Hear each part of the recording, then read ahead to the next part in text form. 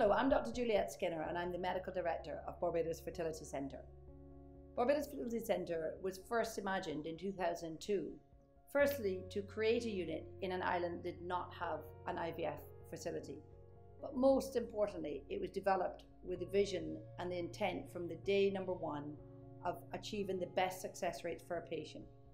We pride ourselves in individualised care, where for every couple or person that is being treated, we go through their results, their past history, treatments potentially been done before, and try to very much aim to have the best treatment model from the first step forward. We're a JCI accredited facility and we are proud of the thousands of BFC babies born to date. Please enjoy our step-by-step guide of what you will go through and can expect in doing IVF at BFC.